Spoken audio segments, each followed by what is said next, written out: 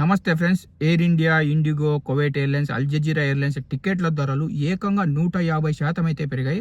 అసలు టికెట్ ధరలు ఎందుకు ఇంత విపరీతంగా పెరిగాయి? ఇలా టికెట్ ధరలు విపరీతంగా పెరగడంతో ఈ టికెట్ ధరల భారం ఎవరి మీద పడుతుందో ఈ వీడియోలో మనం చూద్దాము. ముఖ్యంగా ఎవరైతే గల్ఫ్ నుండి ఇండియాకు ట్రావెల్ చేయాలనుకుంటున్నారో అలాంటి వాళ్ళకు ఈ వీడియో బాగా ఉపయోగపడుతుంది.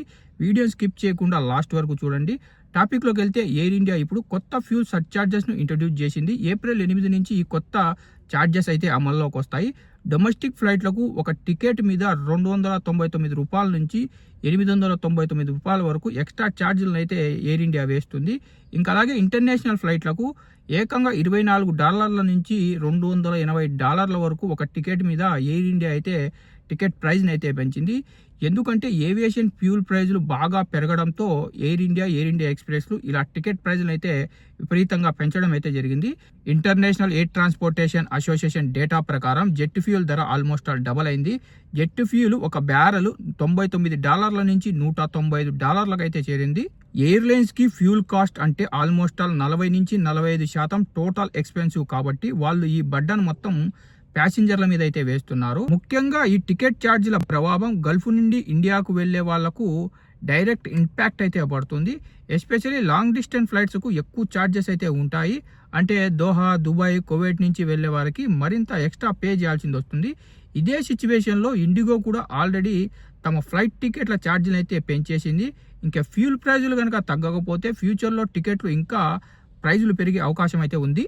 ఇంకా అలాగే గల్ఫ్ ప్రాంతం నుంచి ప్రయాణించే ప్రయాణికులకు ఏకంగా ఎయిర్ టికెట్ ధరలు 150 నుంచి 170% పెరిగాయని అల్ జజీరా ఎయిర్లైన్స్ చైర్మన్ అయిన మర్వన్ బుదియా గారు అయితే వెల్లడించారు. ఒక ఇంటర్వ్యూలో ఆయన మాట్లాడుతూ టికెట్ ధరలు పెరగడానికి ప్రధాన కారణం ఫ్లైట్ల ఆపరేషన్ ఖర్చులు పెరగడం వల్ల ఇలా టికెట్ల ధరలు పెరిగాయని ఆయన అయితే చెప్పడం జరిగింది. ముఖ్యంగా కువైట్ నుంచి సౌదీ అరేబియాకి వెళ్లే ఫ్లైట్స్ పై అదనపు ఖర్చులు పెరగడంతో ఇలా టికెట్ల ధరలు పెరిగాయని ఆయన అయితే వెల్లడించారు. ఆయన ఈ ఇంటర్వ్యూలో మరో మాట అయితే చెప్పారు. ఎవరైతే కువైట్ నుంచి వయా సౌదీ అరేబియా ప్రయాణిస్తున్నారో అలాంటి వాళ్లకు ట్రాన్సిట్ ఫీజును మినహాయించడం వల్ల కొంత ఉపశమనం లభించింది కానీ మొత్తం ఖర్చును తగ్గించలేకపోయామని ఆయన అయితే చెప్పడం జరిగింది.